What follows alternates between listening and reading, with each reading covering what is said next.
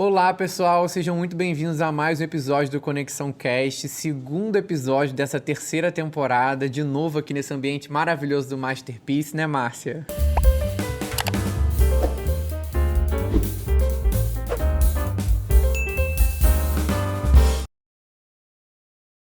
Gente, adoro esse lugar, essa cervejaria incrível, que é nosso parceiro querido, que acolhe a gente.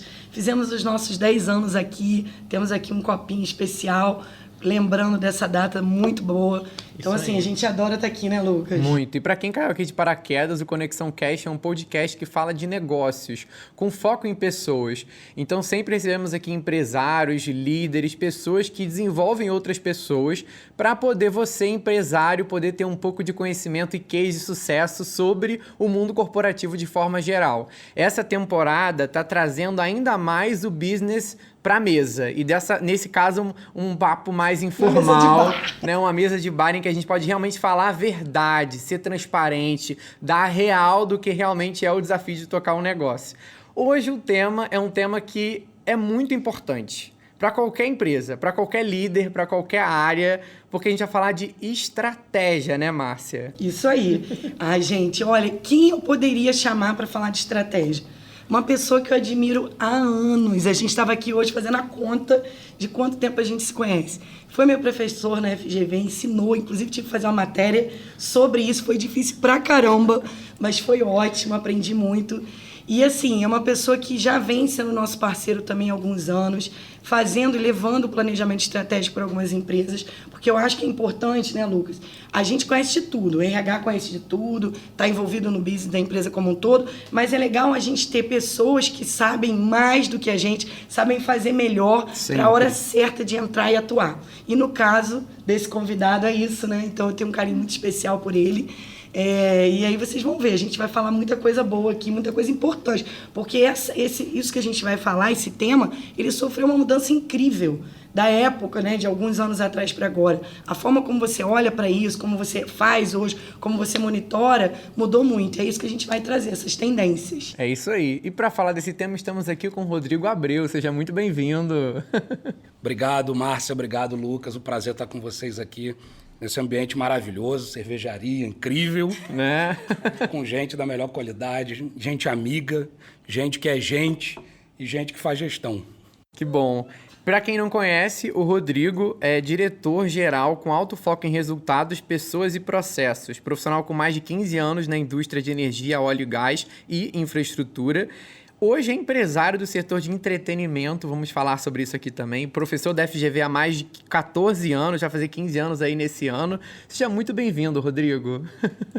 Obrigado, um prazer enorme.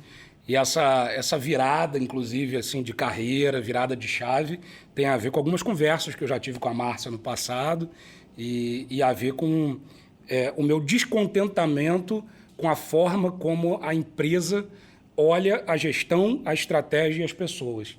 Então, a ideia é exatamente virar essa chave, porque a leitura que eu faço hoje do ambiente empresarial, especialmente, e com dor no coração, especialmente, infelizmente, quando a gente fala do empresário nacional, tá? Eu estou generalizando. Aí vocês falaram que eu posso falar tudo. Empresário tradicional, né? E eu tive muita experiência em multinacional, fiquei 5 anos na GE, Cameron, grandes empresas multinacionais, na Prisma, empresa italiana também. A multinacional, ela já é mais madura nessa perspectiva de olhar o ser humano de uma forma mais holística, de olhar o ser humano de forma mais integral. E entender que o ser humano é parte dessa engrenagem toda e uma parte estratégica. Mas o empresário brasileiro, de um modo geral, e aí, obviamente, eu estou generalizando porque existem inúmeras exceções, mas o empresário brasileiro, de um modo geral, ele tem essa tendência de ter uma leitura um pouco mais tirânica, sabe? Tipo aqueles senhores feudais, medievais, assim, de tratar o funcionário quase que como um morto de fome, em que você dá o mínimo para ele sobreviver. Como se o básico fosse, né? Exatamente. Tem que manter aqui porque é necessário, né? É aquela leitura assim, eu vou dar o mínimo para ele sobreviver e não demais para ele também não se acomodar, não se acostumar. Então, é o mínimo para manter você ali por perto, e essa é uma leitura que eu sempre fui contra, né? Desde as áreas mais operacionais, quando eu atuei, desde que eu virei gestor, diretor, eu sempre tive uma leitura de que a gente precisa ter uma perspectiva mais forte com o ser humano, porque, afinal, você não tem como fazer nada sem gente. Por mais automatizada que a sua empresa seja, a minha empresa hoje é só um app, mas alguém programou aquele app, alguém faz ajustes naquele app. Então, as pessoas... E no final das contas, é uma visão de ser humano, né? A gente precisa olhar para as pessoas como pessoas. Então, nas empresas que hoje eu atuo como membro de conselho, como sócio, a minha leitura é sempre pagar pelo menos 10% acima do mercado, porque a gente entende que as pessoas têm que ser valorizadas. Isso já dá uma selecionada, você acaba ficando sempre com os melhores querem trabalhar contigo, e gente faz diferença. Faz total diferença, ainda mais nesse ambiente de disrupção que a gente vem vivido, né? Esse movimento que você teve de se conformar com o lugar que você estava e querer mudar e ir para um outro ambiente, a gente viu muito nos últimos 3 anos, né? De forma geral, os empresários passaram por muito esse movimento de, na pandemia, parar, refletir sobre o que estava fazendo, por que do que estava fazendo, por que a empresa existia e falar, cara, não me enxergo mais aqui, né? O que eu estou fazendo aqui? Ou às vezes até o próprio negócio, né? Não está Exato. satisfeito com o negócio dele, com o propósito, né? Teve Com muito certeza, isso, né? porque é um momento em que muitas empresas tiveram que parar e essas relações, né, que você se constrói dentro de uma empresa se tornaram muito mais evidentes, ou não. Dependia muito da forma como o empresário lidava com essas relações Isso dentro da aí, empresa, né? importante. E quando a gente fala, Rodrigo, de estratégia, estamos nesse mundo de constante mudança. Tivemos em 2020 um cenário em que quase nenhuma empresa previa, né? Muito difícil estar preparado para o que a gente viveu. Mas por que é necessário ter estratégia e planejamento num cenário de tanta incerteza? Pô, ótima pergunta. E essa é uma pergunta que estratégia sempre foi importante e sempre vai ser em qualquer perspectiva da vida. A gente faz estratégia o tempo todo e não percebe. A gente vende o tempo todo e não percebe. A gente faz uma série de coisas que as empresas utilizam de forma mais estruturada, né? Mas a gente motiva as pessoas o tempo todo e nem sempre a gente percebe. E isso em qualquer esfera. Na sua família, no seu grupo social, num clube, numa instituição religiosa que você participe. De um modo geral, você sempre vai fazer estratégia. A gente faz estratégia até no almoço. Sabe como é que faz estratégia no almoço? Não, mas eu fiquei curiosa. Como é que a gente comida? come um prato básico, assim, arroz, feijão, batata frita e bife, né? Como é que você come? Primeiro você come o bife todo, depois você come a batata toda, depois o feijão e depois o arroz? Não. Eu misturo. Eu Exato. misturo algumas Todo coisas. mundo mistura, né? Porque você quer aproveitar o máximo dos sabores, das texturas, de tudo ali. Então, você vai lá, pega um pouco de arroz, com um pouco de feijão, batata e bife. Aí o bife vai acabando e você vê que o arroz ainda está sobrando, aí você vai cortando um pedacinho menor, né? Gente, eu nunca parei pra pensar isso é nisso, estratégia. amigo. É verdade. Na hora que você vai no mercado, você quer ver eu passar uma raiva danada, eu ir com meu pai no mercado. Né? Porque meu pai já é aposentado, já é um senhor, ele tem bastante tempo disponível. Então, quando ele vai para o mercado, ele vai assim... É um acontecimento, né? igual uma barata voando, sabe? Não tem plano, né? Então, ele vai. Aí ele vai... experiência, né? Aí ele, eu tenho que comprar ovo. O ovo tá lá do outro lado do mercado. Ele vai, cruza o mercado inteiro para pegar uma dúzia de ovos. Aí ele, agora tem que comprar ketchup. É onde ele estava. Aí ele volta. Então, ele passa 3 horas no supermercado, né, e sai satisfeito. E eu vou no mercado, tento passar meia hora no máximo, porque eu tenho um monte de coisa para fazer, eu só quero pegar aí as coisas que eu preciso para poder sobreviver nos próximos 15 dias. Né? Então, quem que está Isso é uma certo? estratégia também. Mas a questão é qual dos dois que está certo? Os eu dois acho que estão os dois. certos. Exato. Porque os dois têm contextos diferentes e momentos diferentes de vida, né? Os dois têm algum objetivo. Ele quer ocupar o tempo dele, ele quer transformar aquela atividade numa atividade social, numa coisa que tome o tempo, em que ele se distrai. Eu não, eu quero que aquilo não tome o meu tempo. Então, eu faço de um jeito que atende o meu objetivo e ele faz do jeito que atende o objetivo dele. Então, nas aulas lá do MBA, eu falo para os meus alunos que tem uma palavra que resume o que é estratégia, e é o caminho. A estratégia é o caminho. Então, qualquer coisa que você faça, que você vai definir um lugar que você precisa chegar, um objetivo, um ponto B. Um resultado, talvez, Um resultado, né? Você tem que ter consciência de qual é o ponto A, onde você está hoje, qual é o ponto B, que é onde você quer chegar, e qual é o melhor caminho para essa perspectiva. Então, estratégia é fundamental para isso, e a gente faz isso o tempo todo. Eu saí de casa para vir encontrar vocês. Eu tinha 3, 4 opções de caminho. Então, eu vi a melhor opção. Então, e a estratégia, ela delimita também, né? Acho que isso é muito importante, porque quando você não tem uma estratégia bem definida, você fica sem poder de escolha. Tudo é possível, né? Então, eu acabo não conseguindo delimitar. E no mundo que a gente vive hoje, que tem tanta informação, tanta possibilidade, a gente estava falando disso aqui um pouco antes, né? Tudo é possível, ideias estão aí aos montes. Se você não tem uma estratégia, você dispersa energia, não consegue concentrar e talvez ter prioridades bem definidas do que focar, né? E aí vira um barata voa, né? Cada um vai numa direção. As pessoas falam assim, minha empresa não tem estratégia. Tá errado, tem estratégia. Mesmo que ela não tenha sido definida, ela existe. Pode não estar estruturada, mas na cabeça de alguém tem um caminho, tem alguma coisa. Até quando você escolhe não definir uma estratégia, você já tem uma estratégia, que é não definir a estratégia. Mas o que isso não pode ser é um acidente. Isso tem que ser alguma coisa estruturada, não pode ser um acidente, porque senão você vai mudando o tempo todo e aí você corre o risco de perder a identidade da empresa, de perder a noção de direção.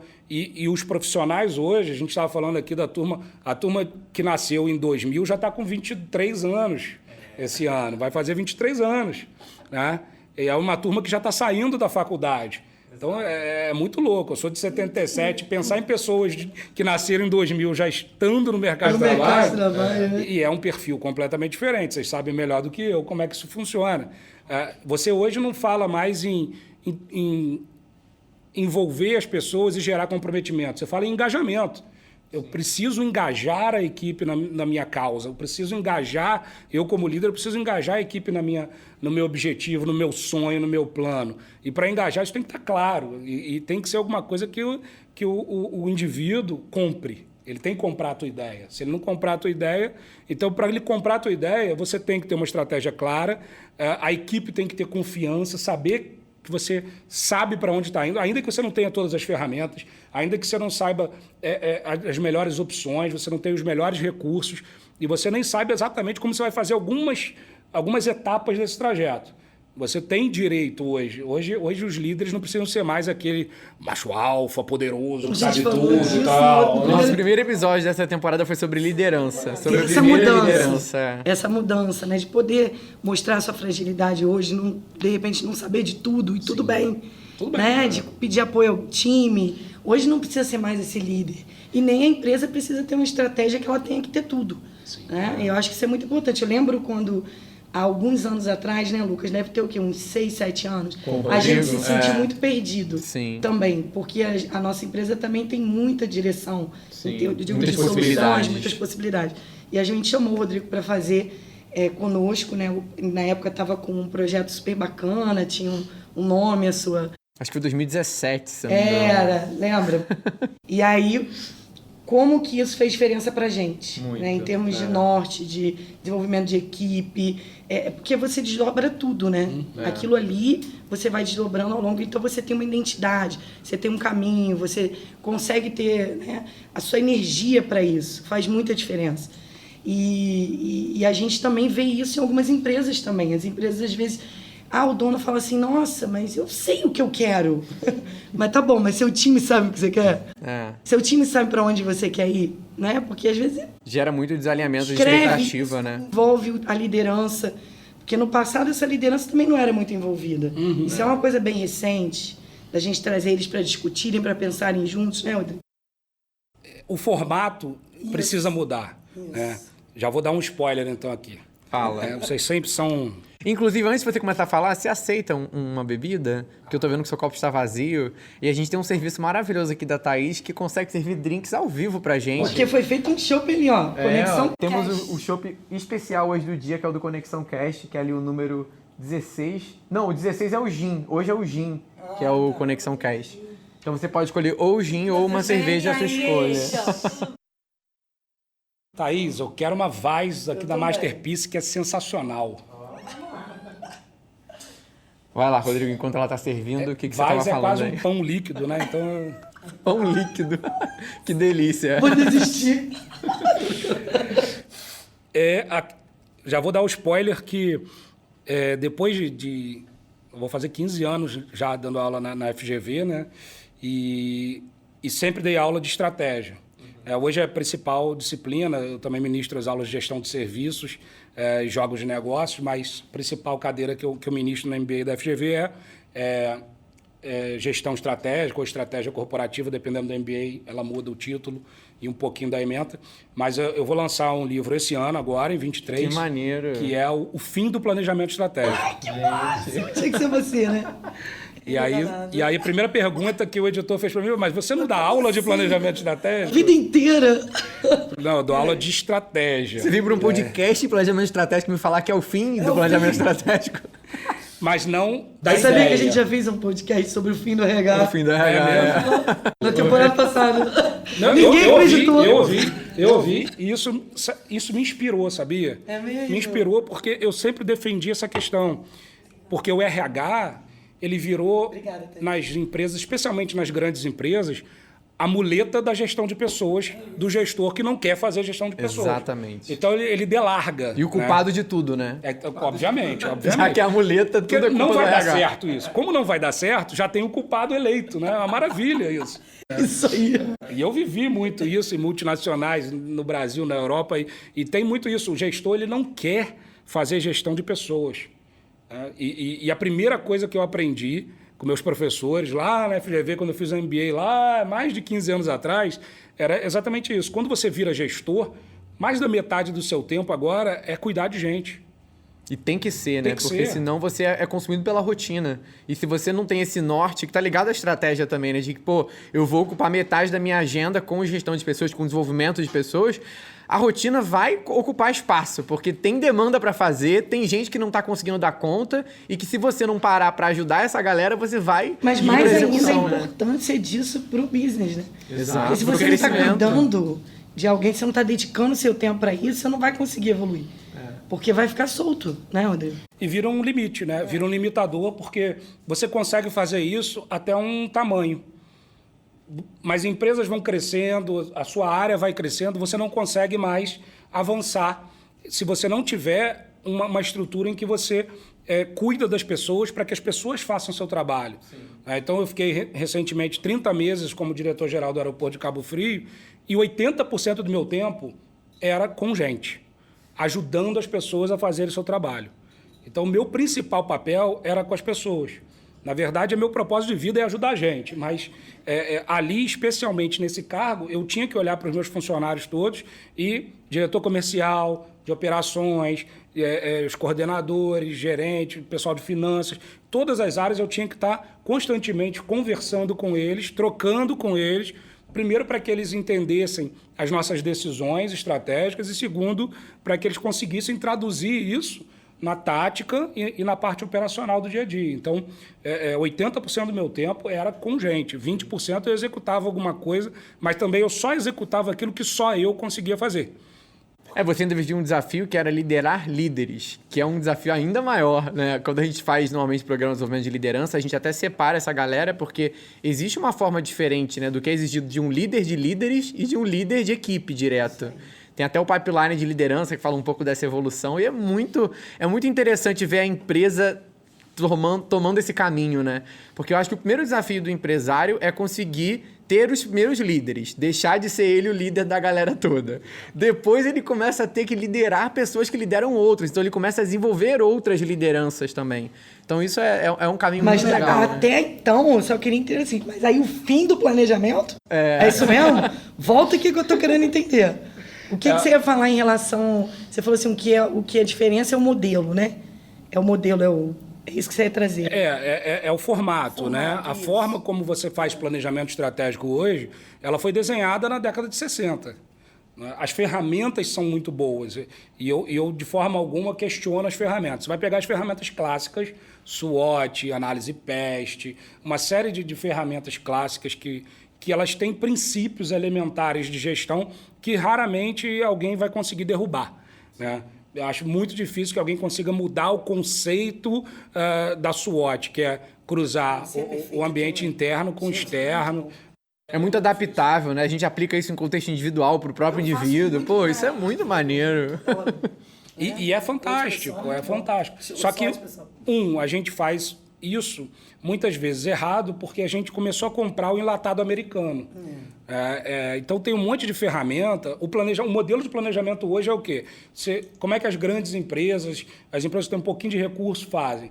Vão para um hotel, passa uma semana no hotel, leva todos os gerentes e diretores, contrata algum professor, algum consultor, cenaristas, para discutirem o momento, o futuro, e passam ali vários dias discutindo, trocando, construindo ideias. Agora pensa, você está tirando os principais executivos da sua empresa durante uma semana da sua empresa, que já é um troço assim, completamente louco. Caótico. Você vai para um hotel, você tira as pessoas, né, do dia a dia. Então, ela vai acabar de alguma forma não interagindo adequadamente, vai ficar no celular o tempo todo. Então, você vai ter uma série de ausências temporárias no meio da operação. E depois daquilo tudo, depois de uma semana de troca, de conversa, as pessoas voltam para a empresa. E aí, na segunda-feira, elas voltam para o ambiente que é o quê? Apagar incêndio. Que o executivo hoje ele devia ter um curso nos bombeiros. O executivo ele vai para apagar incêndio. Ele fica de segunda a sábado apagando incêndio, né? Porque o tempo todo aparece demanda e ele tem uma dificuldade muito grande que o RH precisa ajudar, a conexão precisa ajudar os executivos nisso, que é ensinar o cara a priorizar. Exatamente. O que é urgente do que é importante. Senão o que é urgente toda hora toma a sua agenda. E aí ele volta para a vida normal dele de apagar incêndio, e nessa vida normal ele deixa tudo para lá. Aquele documento que foi gerado a partir desse encontro, normalmente vai ser um documento em texto ou em slides grande, aí, né? Gigantesco. 70, 80 páginas, que algum estagiário vai compilar, né? Vai juntar tudo e vai ser distribuído, ninguém vai ler. Né? A não ser que tenha uma grande dor de barriga, e vai pegar aquilo para o banheiro, mas hoje já tem joguinho no celular, o cara não lê mais. Então ninguém lê esse troço. Então, no final das contas, você gastou um dinheiro enorme, gastou um HH imenso, deslocou todos os seus executivos durante uma semana, e não é que você não vai aproveitar nada. Obviamente, aquelas trocas, as ideias ficam na cabeça. A própria convivência é muito proveitosa. Só que esse momento podia gerar infinitos resultados, né? E acabam não gerando por causa desse formato. Então, qual é a minha proposta? E é o que eu já tenho aplicado isso há mais de 10 anos nas empresas. Comecei a aplicar isso na GE em 2012 e desde então eu tenho aplicado em empresas de vários níveis. Fez para alguns clientes nossos também. Exatamente. A gente tem na parceria, dei consultoria para alguns clientes da Conexão. As empresas onde eu atuo como executivo ou membro do conselho ou sócio, eu também levo essa metodologia, que é o ciclo estratégico, que é você incluir a estratégia na rotina da empresa. Então, ao invés de você ter um evento a cada 2, 3 anos, até porque é o seguinte, em 6 meses, o cenário pode mudar de uma tal maneira... Vai mudar. Vai mudar. E aí, o que você faz? Para tudo de novo, vai para o hotel de novo, gera aquele custo todo de novo. Então, o que eu proponho hoje é o quê?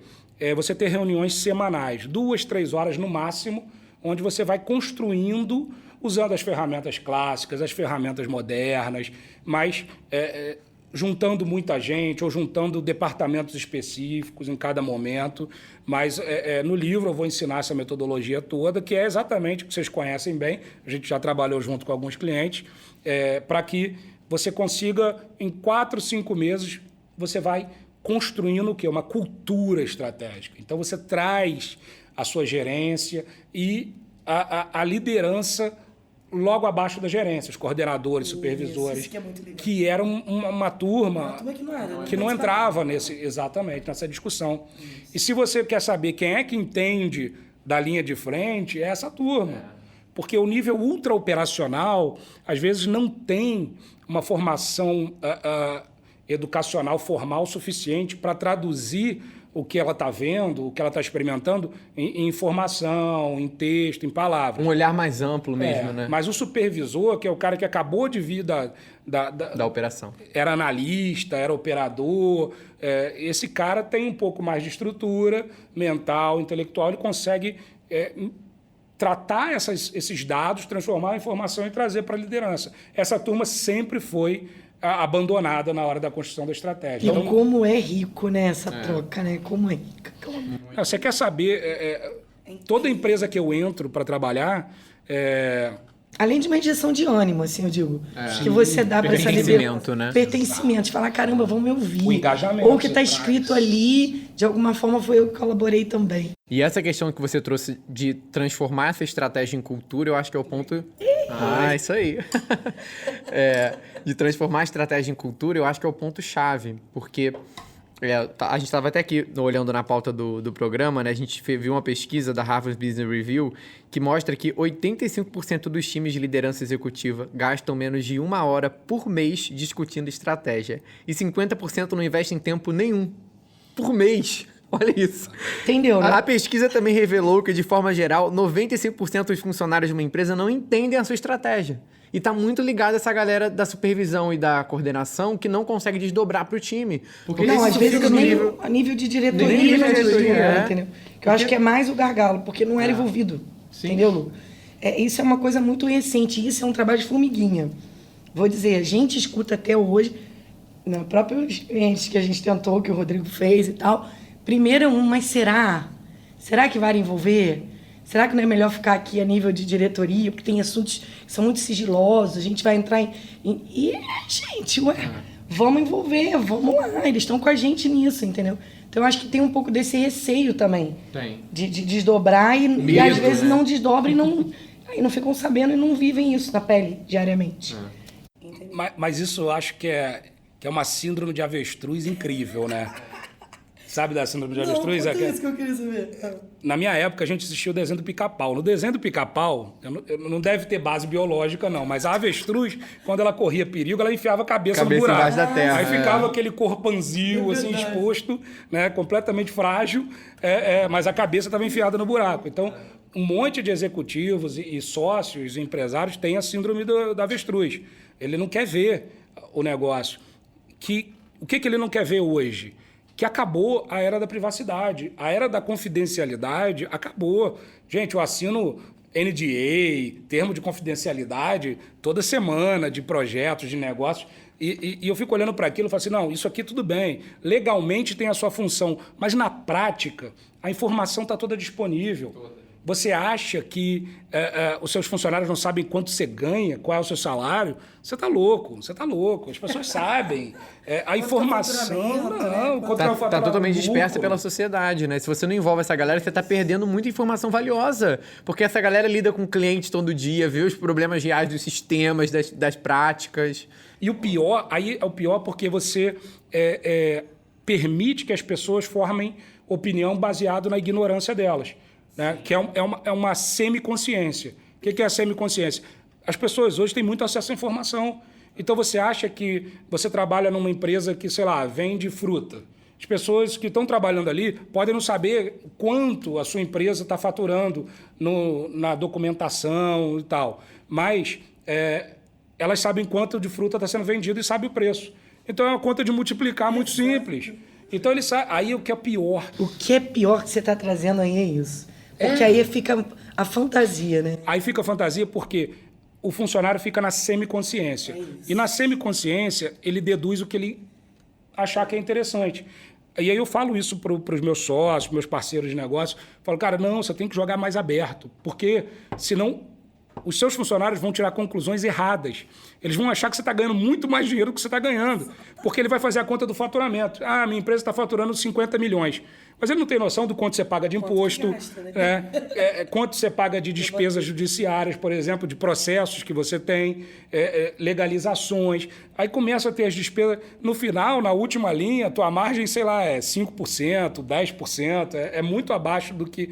Então, você tem que trabalhar de uma forma mais transparente, senão você deixa as pessoas livres para tomarem conclusões que nem sempre são as E a adequadas. gente só evolui, né, o outro, a gente só desenvolve o outro quando a gente coloca ele para pensar sobre isso, discutir sobre isso, senão a gente fica poupando e mimando, né? Exato. Porque aí tem isso também, vira uma liderança exatamente só executora de algo que ela não entende por quê. Exatamente. Mas que ela tá ali repetindo esse modelo, né? Então é um processo que não adianta ficar com esse sigilo. Sim. E eu sempre fico refletindo, depois que essa empresa tem esse momento de definir essa estratégia, que mesmo que seja de mais médio prazo, né? Talvez, como você falou, de dobrar durante 5 meses, como fazer para que isso realmente seja desdobrado em prática?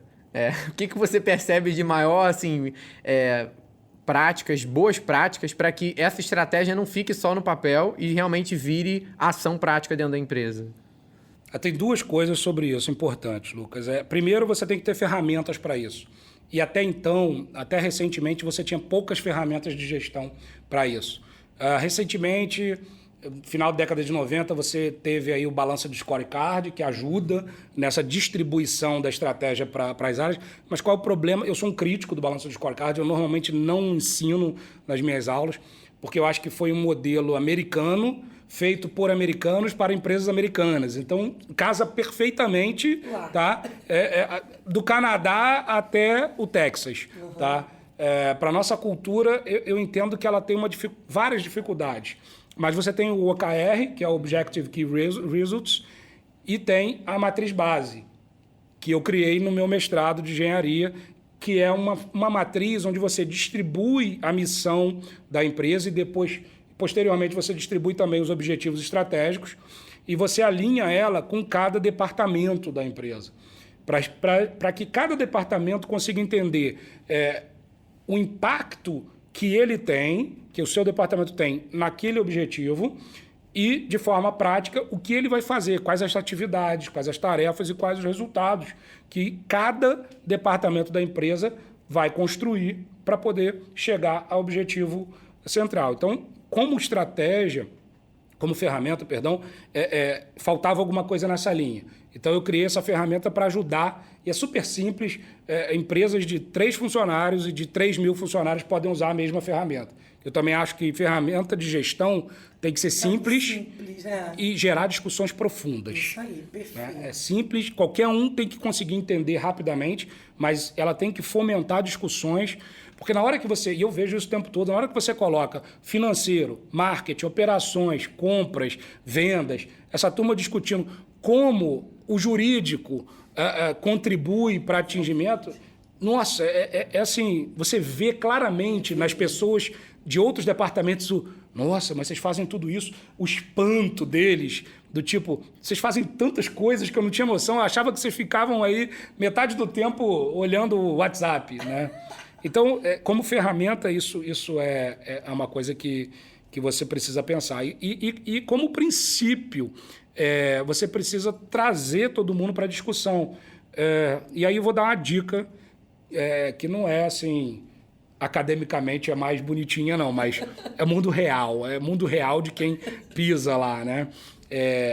Ainda que você, como gestor, já saiba para onde você quer ir, você já sabe qual é a estratégia que você quer desenhar, você precisa trazer as pessoas para que elas se sintam construindo aquilo, né?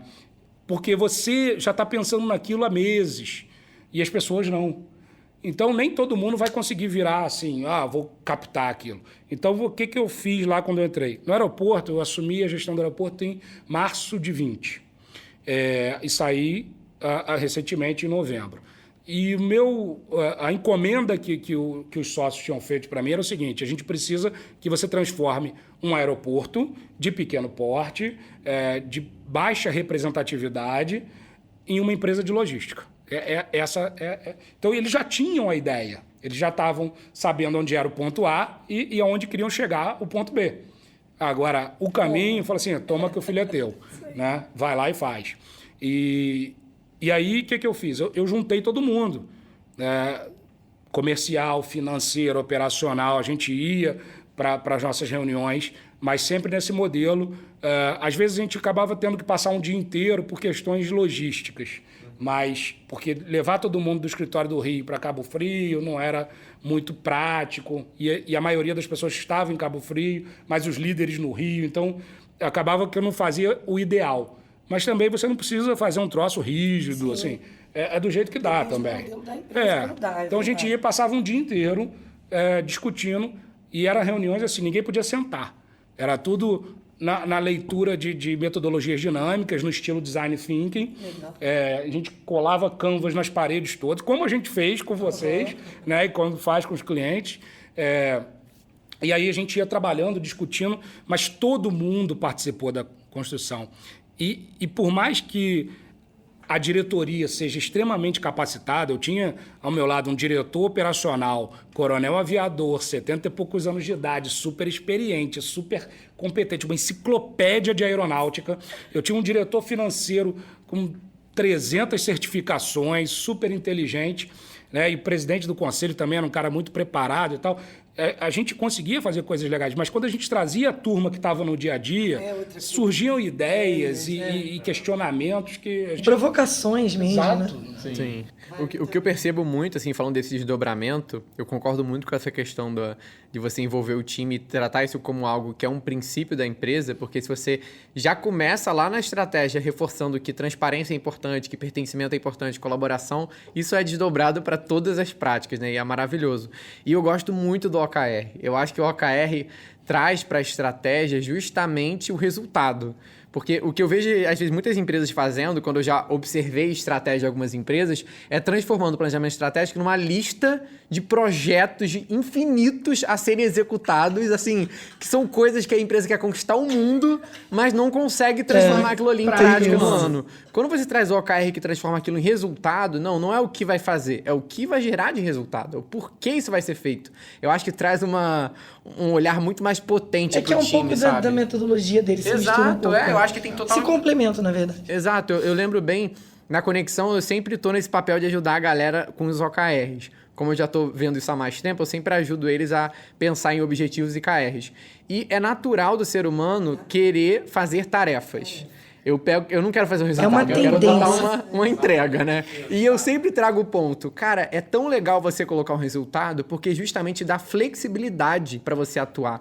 Você não se prende naquela entrega, você se prende ao resultado. O caminho é 100% flexível. Mas parece que a mente sabota, né? Exato, porque senão a gente fica fechado naquele projeto, passou 3 meses e você ainda tá tentando entregar um projeto que não faz mais sentido, porque o cenário mudou. O resultado pode fazer sentido ainda, mas o cenário mudou, então não faz mais sentido entregar aquele projeto, sabe? Então, acho que uma grande dica que fica pra galera é justamente tentar olhar mais para os resultados que essa empresa quer gerar do que para projetos que ela quer entregar, sabe? Exatamente. E ter a mente aberta, como você colocou. No livro também eu vou falar um pouco da estratégia do café, que foi uma grande inspiração para mim ler sobre a história do café, né? O café hoje pra gente é super comum, ainda mais aqui no Brasil, a gente consome café, eu tomo pelo menos 1 litro todo dia. Também, eu adoro café. Nossa, delicioso. Gelado. Eu fiz até uma formação em barista recentemente, na pandemia, porque eu quis me entranhar nessa área, achei o máximo, foi muito legal. Tem que conversar com o Rodrigo, essa história do café é bem legal. Muito legal. Eu fiz um curso desse também, no tempo que eu morei na Itália lá, fui aprender um pouco. Que legal. E a história que eles contavam era o seguinte, pensa numa realidade há 3.000 anos atrás, onde o café foi meio que descoberto, que é a região onde hoje a gente conhece como Etiópia, né? Agora, há 3.000 anos atrás, com recurso tecnológico extremamente limitado, uma área extremamente pobre em termos de natureza, de produção de alimento. E aí você tinha um arbusto de mais ou menos 2 metros de altura, verde, no meio de uma savana amarela, com umas frutinhas vermelhas. Então isso é altamente, né, maravilhoso. Exótico. Você está no meio de uma savana, nasce um arbusto verde com frutinhas vermelhas, vamos lá. E aí você já comeu o café, a fruta café? Ela é gostosinha, mas não é nada demais. Sem graça. Sem graça, né? É meio doce até, né? Meio exatamente. adocicada, assim. Se você deixar ela bem madura, né, ela fica até bem meio adocicada, mas ela não é nada demais. Deixa um rançozinho na boca também que não é muito legal. Então você fica imaginando assim, aquela tribo na Etiópia, aquelas pessoas seminus que moravam nas cabanas, sem ferramentas direito, sem nada, que é da época, não é do local só, é da época, 3 mil anos atrás. Você, de repente, pega aquele fruto e vai consumir e fala assim, não é isso. E aí você vai para a segunda opção, que vamos pegar as folhas. E aí você vai consumir, não é isso. E aí você tenta raízes, né? Faz analogia com batata, mandioca. Não, vamos tentar raiz. Também não é isso. E aí, um determinado momento, aí diz a lenda que um chefe tribal falou assim, pega essa porcaria e joga no fogo.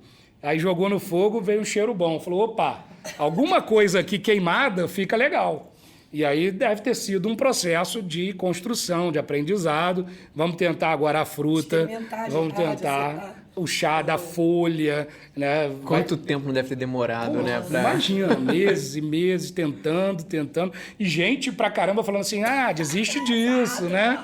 Desiste direto, isso não é novo, isso tem muitos milênios. E aí, num dado momento, alguém percebeu que... Agora, olha como a gente consome esse arbusto hoje. A gente toma uma infusão da semente torrada. E triturada. Então, é uma apelação, assim, a gente olhou para aquilo e falou assim, a gente tem que consumir isso de alguma forma. A gente tem que achar um jeito de... E era o que eu fazia. Quando eu cheguei no aeroporto, e essa história ninguém sabe, mas eu sentava no estacionamento do aeroporto, sentava no chão. As pessoas deviam falar, esse cara é louco, né? Porque o cara estava lá, de terno, sentado no chão, olhava pro terminal de passageiros do aeroporto, para a entrada do aeroporto, ficava ali. Cara, onde é que está o café aqui? Como eu vou consumir, assim? Eu não quero o óbvio. O óbvio é a frutinha. A frutinha já tentaram e não está dando muito certo. Vinha de alguns anos de prejuízo, a empresa não estava muito bem. Então, você já tinha uma leitura de que o óbvio não estava dando certo. Então, você tem que sair do óbvio número 1, tentar o óbvio número 2, o óbvio número 3, o óbvio número 4. De repente, lá no óbvio número 5, você vai conseguir achar alternativas para aquele seu negócio, para ele gerar um negócio. Vocês também, né? Sim. Vocês eram muito fortes no começo com o recrutamento de seleção. Sim. De repente, vocês foram para o outsourcing de gestão de pessoas, de RH, né? Muito mérito do Lucas. Ela também. E da flexibilidade. Da Márcia não tratar a conexão como um animal de estimação, mas como um negócio. Que tá aqui, não vai ser intocável. Não, eu vou me adaptar ao que tiver que adaptar. Então, é exatamente a estratégia do café. Você olhar para o seu negócio e falar, cara, eu preciso tirar alguma coisa daqui. Muito bacana essa dica, né? E o Rodrigo é muito inquieto, né, Lucas? Ele desde que eu conheço ele, é professor e tá sempre com 2, 3 negócios. Aí do negócio ele ainda vira parceiro de um e de outro, enfim. E agora tá, de novo, né, fazendo uma transição aí. Conta pra gente dessa novidade, que eu tô doida pra saber, que o mundo conheça essa história. Não, o fantástico é que Deus me dá a oportunidade de encontrar gente tão louca quanto eu no meio do caminho, que compra essas ideias alucinadas, né? Mas de alucinado não tem nada. Assim, nas minhas viagens eu já vi isso em outros lugares do mundo, que eram restaurantes flutuantes. E, na verdade, quando eu voltei para o Brasil, final de 2015, eu fiquei pensando um pouco nisso, isso ficou lá quietinho e ao longo das relações, dos projetos, a vida vai andando e vão aparecendo as oportunidades. E aí apareceu uma grande oportunidade de comprar uma embarcação que estava desativada e que eu fui descobrir que é uma embarcação que ia virar sucata. Né? E uma embarcação super histórica, que é a barca que faz a travessia Rio-Niterói. Foi feita em 1962, a primeira feita no Brasil. Então, uma embarcação... Eu atravessei várias vezes. Eu também. Eu não sei até quando ela ficou em operação, mas na época da minha faculdade eu ainda pegava essas barcas antigas. Porque sempre tinha as novas. No horário da tarde, né? Pegava essas mais antigas. Não, ela operou até uns 7 anos. Então, ela não está desativada há muito tempo. Então, essa barca ia virar vergalhão, ia para uma siderúrgica, ia ser picotada. E, além da questão afetiva, é histórico, é uma embarcação histórica, enorme, para 2.000 pessoas. Então, eu e meu sócio, fizemos uma proposta, compramos, adquirimos a barca e agora a gente vai transformar ela num ponto turístico no Rio de Janeiro. A gente ainda está em discussões sobre o melhor ponto, tem até alguns prefeitos que já souberam do projeto e já procuraram a gente, algumas cidades se interessaram, mas a ideia é a gente transformar aquela embarcação, mas mantendo a sua originalidade. A gente não quer fazer muita alteração estrutural dela, manter toda a sua estética, né, e fortalecer isso. E ela vai ser um ponto turístico onde a gente vai ter restaurante, vai ter um salão de eventos, vai ter um bar temático lá no topo, um rooftop, associado a um museu do mar. Então eu já estou conversando com a Marinha, e a Marinha se mostrou muito favorável a ceder peças, emprestar peças históricas da Marinha do Brasil para a gente distribuir pela embarcação. Então a gente vai reformar a cabine para ser a cabine original da década de 60, com todos os equipamentos originais, para ser uma experiência. Nada daquele negócio assim, a criança não pode... Não, tem que tocar, tem que mexer. Se quebrar, conserta. Talvez venha até como é que eram os uniformes da época, eu não sei se... É uma boa ideia. Pensei aqui agora. Já pensou os né? garçons com o uniforme do... É bem legal. E a gente vai ter esse novo ponto turístico aí até... Espero que a barca já está no estaleiro, com as reformas iniciando. Então a gente acredita que até o meio do ano a gente já vai ter fechado um bom contrato com um bom restaurante para ocupar um dos andares. E já vai estar com o nosso Navassa Lounge Bar já operacional. Podemos, inclusive, fazer uma conexão sobre esse restaurante, né, Márcia? Tem um cliente nosso que talvez combine com o tema mar, né? Podemos fazer um podcast lá. Não, a próxima temporada, a quarta, pra mim já... Lá, em alto mar. Vai ser incrível isso. Muito legal. E é interessante olhar para esses caminhos de empreendimentos, porque eu acho que para o empresário, talvez, eu imagino alguns empresários tendo que parar para poder planejar.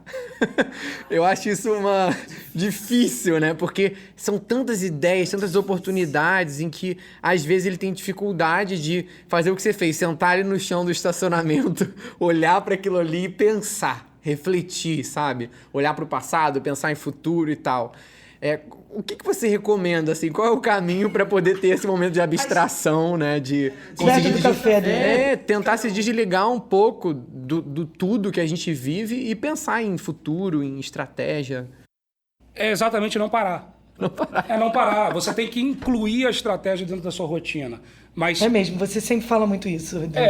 isso tem que entrar Não no pode dia a dia. entrar como algo a mais. Eu não fiquei 2 dias sentados no estacionamento olhando. Eu fiquei meia hora, né? E eu fiz isso mais de uma vez. 15 dias depois eu sentei lá, fiz de novo.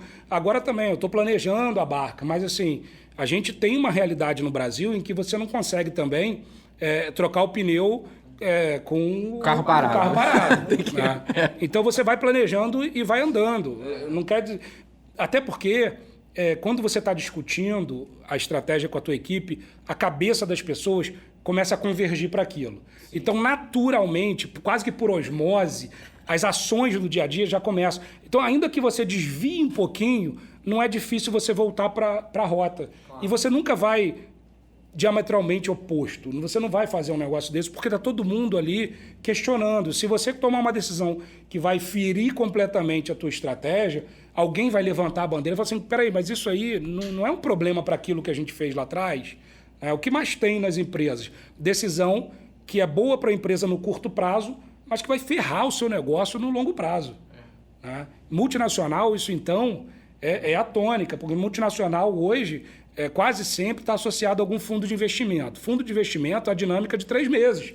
A cada 3 meses é o relatório de trimestre, de quarter nos Estados Unidos, e eles precisam dar resultado.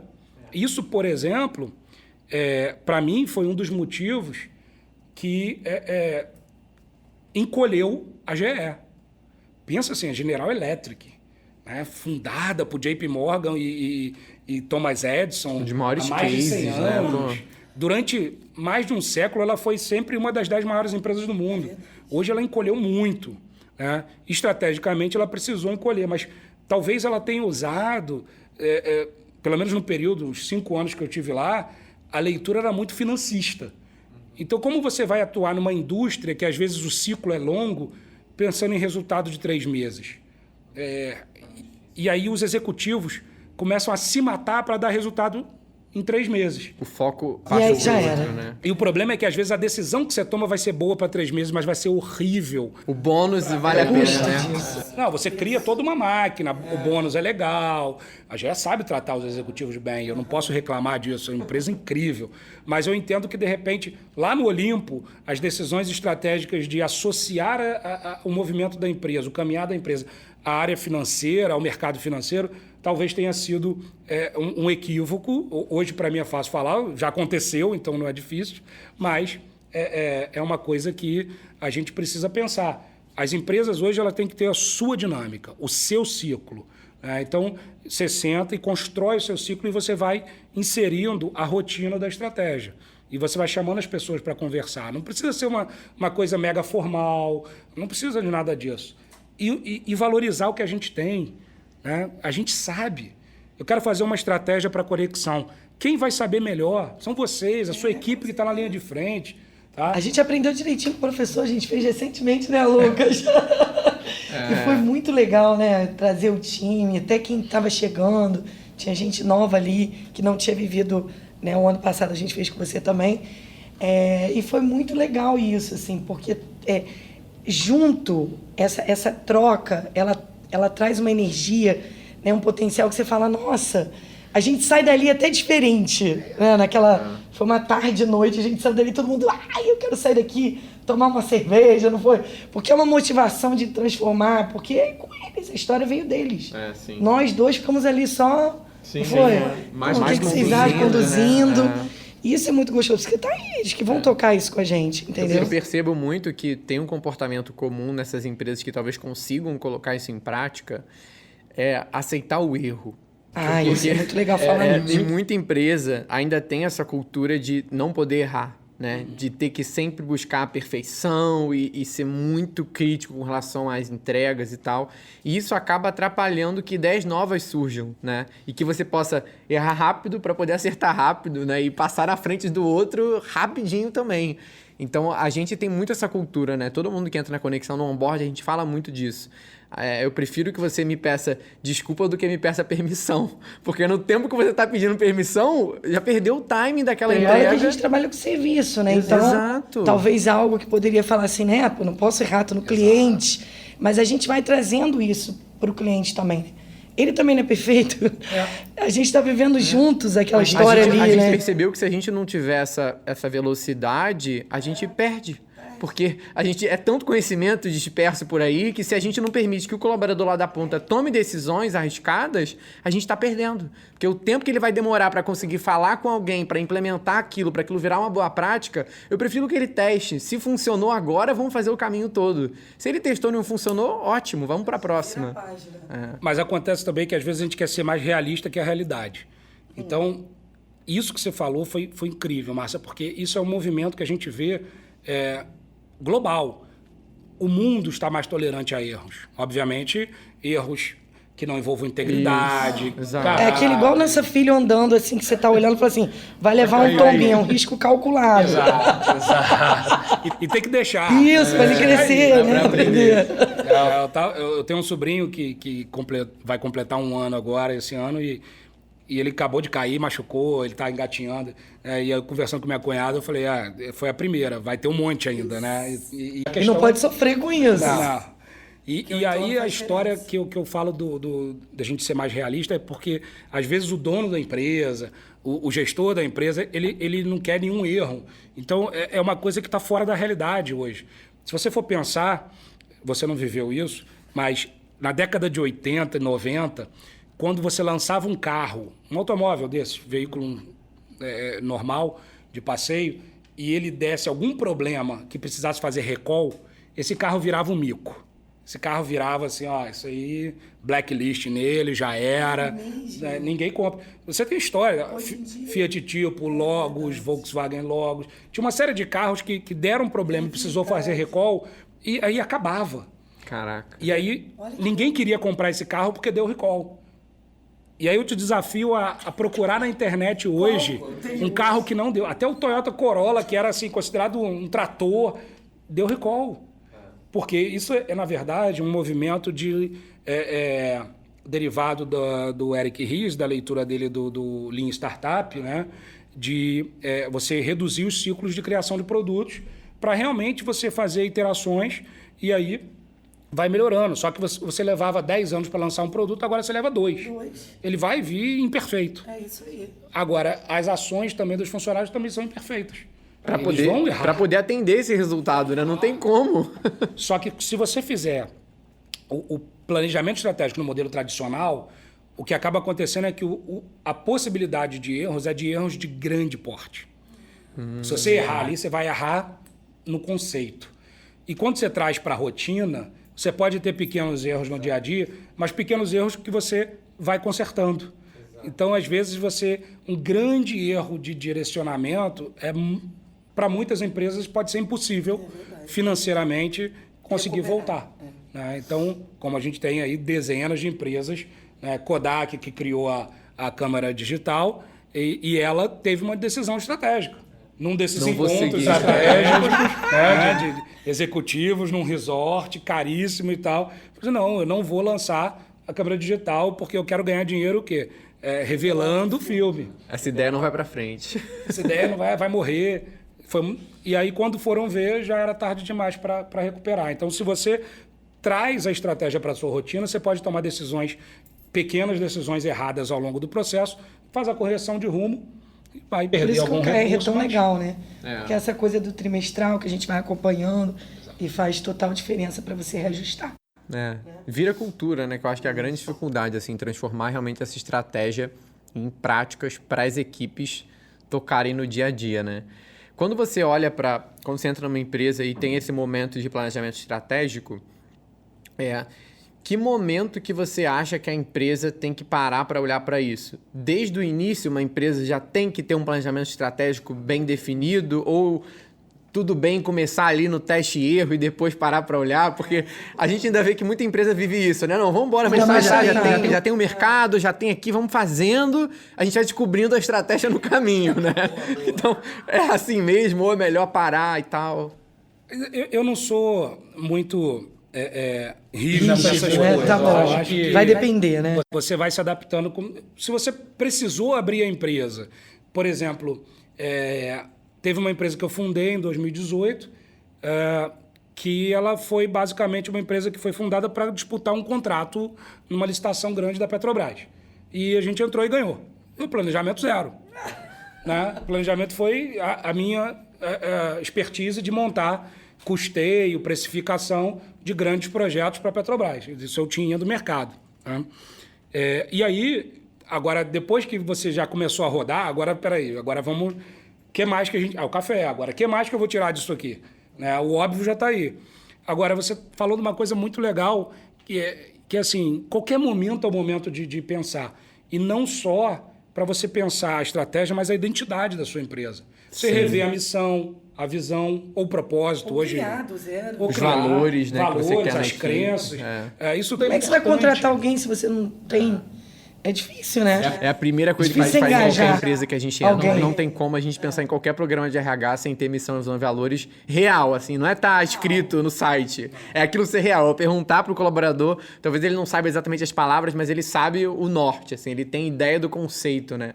A gente entra em empresa que a pessoa nem sabe o que é isso. Ela não sabe, nunca viu, nunca foi oferecido a ela. E aí como, né? E tem empresa que você vai fazer esse ciclo mais de uma vez no ano. É isso. Que está no mercado tão dinâmico, com tanta interferência do cenário. Uma startup, por exemplo. Né? Você pode ter que fazer 2 vezes no ano esse ciclo. Não é problema também. Mas pode ser que uma empresa fale assim, não, vou fazer um ciclo mais longo de 1 ano e meio. Depende da realidade da sua empresa. Mas é importante que se faça e que você se dê a oportunidade de errar. Mas é legal você falar do erro. E aí já vou puxar um outro ponto, porque errar, tem um ditado, né? Errar é humano. Você não vai conseguir fazer nada disso se você tratar seus funcionários como um bando de morto de fome. E essa é a leitura que eu, infelizmente, faço de muitas empresas que eu conheço. Né? Infelizmente, ainda é o perfil de muitos empresários, especialmente os nacionais, empresas nacionais, tem uma leitura de tratar o funcionário como morto de fome. E aí você coisifica o ser humano, ele virou uma ferramenta. E aí você não vai trazer ele para pensar o negócio para você. Não vai, porque ele é uma coisa... Um caminho muito distante, né? E lembra, outro dia eu estava vendo um desses filmes medievais, eu adoro filmes medievais, e me lembra, se eu estava vendo um desses lordes suzeranos de terras, e como eles tratavam os vassalos que usavam as terras. Falei, gente, é a mesma coisa, né? Porque o ser humano é o mesmo. A tirania, ela está na gente. Se a gente não se moldar, nós somos pedras brutas que a gente tem que ir se lapidando para a gente poder se conformar, né? E participar de uma construção social. Agora, quando você faz essa distinção, beleza. E quando você não faz, você se sente assim, não, eu estou certo, eu já faço isso, eu sou um case de sucesso e tal, mas isso não não elimina a possibilidade de você errar e não construir alguma coisa. E tem outra, a próxima geração sabe de coisas que você não sabe, tem acesso a informações, a recursos que você não tem. Então você tem que trazer todo mundo para pensar junto. Mas, infelizmente, cada vez mais, e uma das desilusões que eu tive como executivo e que me motivou, é o famoso pé na bunda que te empurra para frente, né? Me motivou isso. Falei, cara, eu vou trabalhar nas empresas em que eu tenho participação, para que não façam isso com as pessoas. Não pode fazer um negócio desse. Isso, para mim, é um erro, assim, não pode. A gente já teve empresa, Rodrigo, que a gente não aceitou continuar, entendeu? Porque a gente falou, cara, não tem como meu nome tá aqui nesse negócio, entendeu? Porque a primeira coisa é o funcionário, é o cuidado, é a atenção com o outro, é respeitar a diferença, a diversidade. Se você não faz isso, não tem como, entendeu? E ainda existe muito. Eu outro dia fui convidado para fazer parte do conselho de administração de uma empresa. E aí, reunião lá, discussões, tentando entender um pouco do modelo do negócio, da empresa. E aí o dono da empresa, brasileiro, empresa nacional, boa, empresa com faturamento de dezenas de milhões, foi chamando as pessoas. Aí chamou uma pessoa da área financeira e tal. Aí a pessoa se enrolou lá, falou uma coisa errada. Mas você é muito burra. Aí eu olhei assim, eu falei, cara, em que realidade esse cidadão vive, assim, que ele acha que ele pode chamar qualquer um, não é só gestor, qualquer um de burro. Ainda mais em público. E na frente de outras pessoas. E um cara estranho. Pô. Eu era estranho. Você já mapeou o problema. Dali A gente faz muito isso, a gente, já sei onde está o problema. E eu agradeci o convite, falei, olha, agradeço, mas eu realmente não vou conseguir te ajudar.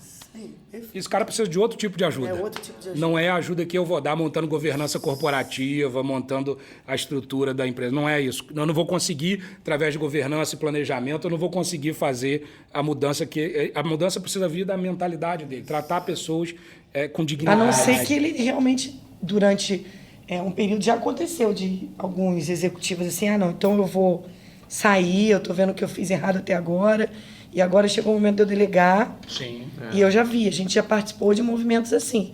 Porque eu não consigo, tá acima de mim, eu sou assim mesmo, eu sou bronca, eu fui criada assim, isso vem de... Então eu vou fazer o seguinte, eu vou ficar ausente, assim, ausente no sentido de estar nesse momento de decidir, de chamar o outro, de falar, vou delegar isso. E ok, porque aí ele deu alguém para fazer isso. E aí ele passa por um processo aí, né? Porque ele precisa melhorar. Em algum momento. O seu trabalho de coaching, né, Márcia? O meu trabalho eu faço mágico, muito isso. com essas pessoas transformando esse executivo. Coaching entra muito com isso. O coaching executivo é para isso. Porque é isso que você falou. É um modelo que ele aprendeu, que ele repete e que ele acredita e ele não entende por que o turnover dele está alto, por que as pessoas estão insatisfeitas, por que o clima é ruim. Porque ele fala isso. Você é burro na frente dos outros. Humilha a pessoa. Agora, eu vou fazer... Agora é o convidado que vai perguntar. Ah, bonitinho. Vamos inverter o negócio. Agora vamos pensar. Essa realidade em que o executivo ou o empresário, ele tem aí a sua epifania e percebe que ele precisa... Já aconteceu. Né? Acontece mesmo. E é muito legal quando isso acontece. Todo mundo erra. Né? Agora, e quando o cara não tem, né? E já é aquela questão da arrogância, da prepotência, do cara assim, não, eu que sou bom, funcionário é subclasse. Tem muita gente que pensa assim, ninguém fala dessas coisas, mas eu vi isso várias vezes. Tem pra caramba. Muito. Né? Como que você Dependendo vê? do ramo, então, sabe, a gente percebe alguns ramos, assim, sabe? A gente, é até legal quando a gente define o nosso ICP, né, que é um negócio que a gente define lá para a área comercial, para encontrar o perfil de cliente ideal e ter esse mapeamento.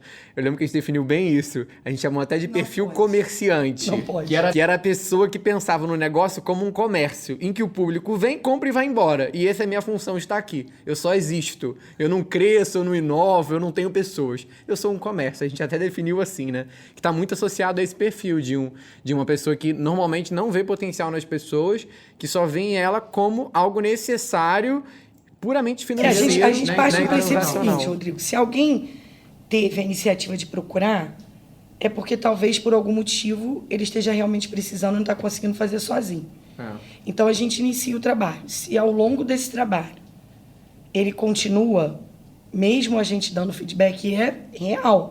É assim, ó. Feedbacks duros. Diretos. Diretos. Tipo, não tenho condição, você fez isso ontem com sua funcionária, você fez isso assim, aconteceu isso. Aí a gente fala, então a gente está realmente querendo sair, porque você não está aceitando a mudança. A mudança tem que partir de você. Às vezes alguns aceitam. Depois de feedbacks duros, eles topam fazer o que a Márcia falou. Se retirar um pouco e dar oportunidade para um outro. Outro Não líder. diretamente, mas ele dá mais poder ao Dá mais outro poder a líder, por alguém, né? Ele exemplo. sai um pouco de cena para poder ele ir trabalhando ali. E ver se vai gerar resultado, né? Um pouco de segurança. Deixa eu sair pra ver se vai funcionar. Isso que Na eles estão mente dele falando, não vai, né? Na mente dele não vai. ele acha que não. Que ele Deixa eu quer dar uma chance. Eu imagino que uma boa parcela sai do tipo assim, eu vou sair para eles quebrarem a cara e me chamarem de volta como redentor. Exatamente. Que é a perfil. Mas infelizmente, assim, eu tenho visto isso pra caramba e eu tive vários problemas, mas eu não aceito. Então, uma vez eu estava numa situação, diretor de uma empresa, tal, e um dos sócios estava na reunião, membro do conselho, começou a gritar com a equipe. Não, e aí, isso também não tolero. não, mas eu também não vou fazer O coach. estardalhaço também. Eu levanto e saio da reunião. Entendi. Aí depois fui procurado. O que eu vi? Eu falei, cara, não vou admitir, tá numa reunião. Tá colaborando com Porque isso. você é conivente, né? Se você tá ali prestando algum tipo de serviço Eu não concordo. ou... Aí não durei muito na empresa, não. Não, mas você tá certo. Mas, graças a Deus. Faz parte. Eu não durei e mais um monte de gente, porque um monte de gente vai vendo que aquilo não dura. A própria empresa talvez não dure. A própria exato, mas a gente vê isso, né? Assim, não é que eu torça por isso, nunca torço pro mal de ninguém, eu torço pro bem, o meu bem, e o bem daqueles, né, que fazem o bem. Mas aconteceu comigo, aí, já que a gente pode falar tudo, né? Mas aconteceu. Eu fui gestor, fui head numa empresa nessa área de equipamento, de manutenção e tal, e eu via a diretoria tratando as pessoas de uma forma assim, e via que o negócio estava fora de controle. E como a empresa pertencia a um fundo, o fundo às vezes fica longe, só vê o desenho pintado ali pelo líder, né? Pelo CEO, o diretor-geral, o presidente, ou quem quer que seja. Então, ele está vendo aquilo ali. Mas o que eu via no mundo real era gente sendo humilhada, gente tendo seus direitos usurpados, que deveriam estar recebendo alguns benefícios, algumas coisas legais que não estavam recebendo, pessoas dividindo uma mesinha de trabalho, porque Isso aí, sem e assim, condição, empresa dando estrutura dezenas de milhões de lucro, não é porque a empresa estava no aperto. O que pode acontecer, e aí vamos junto nisso, né? Mas não é o caso. A gente também já viu isso aqui. Sim. A gente já viu caso, assim, de pegar em pesquisa de clima, né? A gente tem algumas empresas familiares. Era marido e mulher, e na hora de dar a devolutiva, a mulher do cara era a top 10. Eram as reclamações. E imagina a gente falar isso, dando a devolutiva para ela, com ela ali. Pensa. Não, sente. Você mede as palavras. Não, mas falamos. Nosso valor é falar a verdade de verdade. Esse é o nosso valor. Falar a verdade de verdade. Parece redundante, mas não é. Aí a gente falou. Aí a pessoa começou. Porque não sei quem respondeu, que não sei o quê. A gente falou, olha, mas a gente pode ajudar tudo é um processo. Aí ela foi, contou por quê, tem sempre essas coisas de como eu fui criada, de como aprendi, tem isso também, depois vem, né? E aí a gente começou o trabalho. Falou, bom, você aceita? Quer? Ela não mudou. Aí a gente falou, aí a gente chamou, falou, olha, quando vocês tiverem maturidade de ter um RH, a gente volta. Vocês não têm maturidade. Estou fazendo um descontrato. Uma maturidade enorme para poder falar isso. E aí fizemos um descontrato, né? Distrato de contrato, né? Assim o nome. Entendeu? Pô, isso, porque é isso que você está falando. Tem. Pessoal, estamos chegando ao fim do nosso papo. Foi maravilhoso. Nossa, a cabeça tá aqui fervilhando de ideias, de aprendizado, né, Márcia? Queria agradecer muito a sua presença, Rodrigo. Foi muito especial. É um tema que a gente ainda vê como uma carência muito grande em diversos empresários, então é muito bom estar aqui promovendo esse conteúdo gratuito aí para o pessoal que está acompanhando. Se você tiver alguma dúvida, comenta aqui embaixo que a gente vai estar acompanhando para poder gerar mais conhecimento sobre o tema. Muito obrigado, Rodrigo. Eu que agradeço, Márcia, Lucas. Acho muito importante a gente ter esse espaço para falar a verdade, de verdade, com gente de verdade, né? Sem aquela coisa ali, falando o que os outros querem ouvir, né? E eu desafio você a seguir o podcast da Conexão. Esse ano vai ser um ano desafiador. A gente vai ter uma série de... Já estou me convidando para fazer outros eventos aqui, né? E vai ser muito bom. Obrigado aí pelo convite. Isso aí. Onde o pessoal te acha nas redes sociais? Me acha no Insta como Prof. Rodrigo Abreu. Tá bom. No LinkedIn, Rodrigo Vasconcelos de Abreu. Maravilha. Márcia, onde o pessoal te encontra? Me encontra na Conexão, no Márcia HV Bastos, no Instagram. No Masterpiece? Na Masterpiece. Era isso que eu ia falar, ó. Gente, agradecer nosso parceiro querido que aí tá nos acolhendo, tá sendo uma temporada incrível e a gente tem muito convidado aí pela frente. É isso aí, pessoal. Muito obrigado por mais um episódio. A gente curte muito estar aqui aprendendo junto com vocês. Como a gente aprende, né? É realmente muito especial poder ter um projeto como esse aqui na Conexão. Obrigado a vocês que estão sempre também trazendo feedbacks muito positivos para nós, inclusive o motivo da gente estar aqui um terceiro ano com mais uma temporada sobre o Conexão Cast. Muito obrigado pela presença. Quem não está inscrito no canal, se inscreva no canal, curta o vídeo. Quem está aí no Spotify também pode curtir, salvar aqui o podcast como um favorito. E até o próximo episódio. Tchau, tchau.